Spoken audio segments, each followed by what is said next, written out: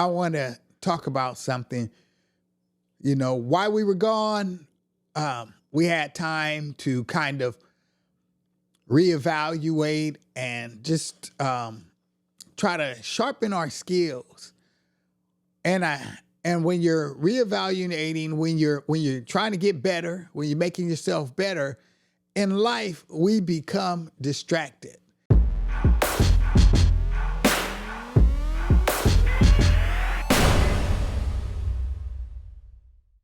There's always going to be things that will bring us distractions.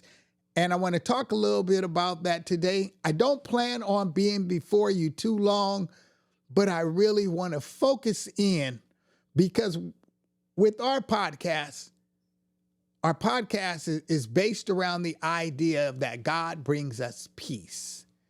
And that in that peace, we have nothing wanted and nothing missing.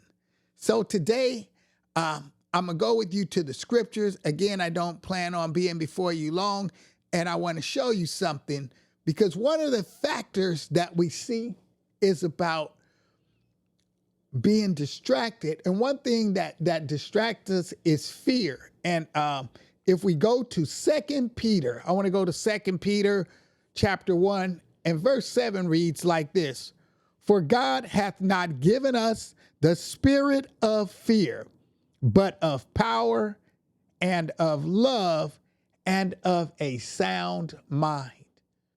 And what Peter was talking about there is what God has gifted us with. He didn't gift us with fear. One of the things to talk about is the power. Power gives us the ability. Power is simply the ability to get the job done. Whatever the job is, if you have the power to do it, it's talking about having ability. It says that he gave us love. Well, we know what love is. Love is the compassion that comes. We might have love for our passion. We might have love for a program or things that we're doing, but we want to make sure that whatever we do it in love. The Spirit is love. And we want to walk in the Spirit. And when we walk in the Spirit, that's when we walk in love. And he said something else. He said, and he gave us a sound mind. A sound mind lets us know that we have the ability or the power to concentrate, to set our focus on the things at hand.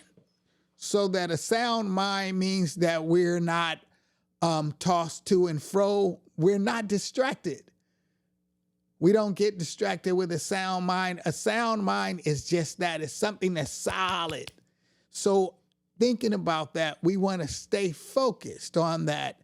And then also, we want to look at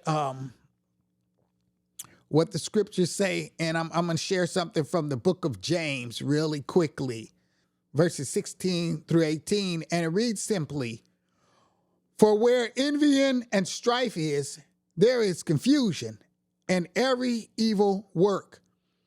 But the wisdom that is from above is first pure and peaceable, gentle and easy to be entreated, full of mercy and good fruits, without partiality and without hypocrisy. And the fruit of righteousness is sown in peace. Then that makes peace."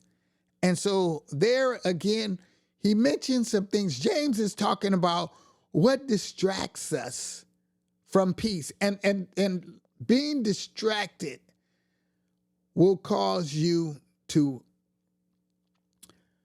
lose time. It'll cause you to lose money, lose friends, lose relationships. Being distracted is a very dangerous enemy. But here it's letting us know what other things distract us. He talked about how envying, you have a friend who you envy, and that envy will cause you to have jealousy toward them. It'll cause you to have disdain toward them. Envy will cause you to be distracted from loving and supporting your friend. He talked about strife. We find strife in life all around us. We look at what's going on in the world today. We see a lot of strife. And if we look at it on social media, strife can best be defined by what we call the cancel culture. When we want to, because a person makes a mistake, we simply don't like what they do and it causes strife in our hearts. And so we want to cancel them. And on the way of canceling them, we begin to speak bad about people. We begin to downgrade them, or what I mean is put them down. We begin to talk evil about them. And we shouldn't talk evil about God's creation. And we are all God's creation. So we don't want to talk down on them. We don't want to envy them. We don't want to have strife. And so these things, envy and strife, will always be followed by their best friend, confusion. I'm confused at why you're treating me such a way. Why do you have jealousy toward me? Why do you envy what I'm doing when you can do the same things? That can be confusing in your relationships, in your friendships, in your households, no matter where you are. Confusion about why is there strife? Someone doesn't feel at ease when they're with you. Interesting. But it's confusing to the other person, especially if that strife is something that you're holding in, that unforgiveness type feeling. That's the strife we're talking about today. And we want to make sure that we focus on these things. And finally, I want to talk about something else. He said, these are not the fruits of righteousness. What is righteousness? Righteousness is simply being in right standing with God. And these fruits are not love, joy, and peace. So you won't be in right standing. And finally, my third thought is that when we do receive this peace that comes from those type of fruits that are shunned from confusion, the next thing that we can look at is our trust in God for your peace.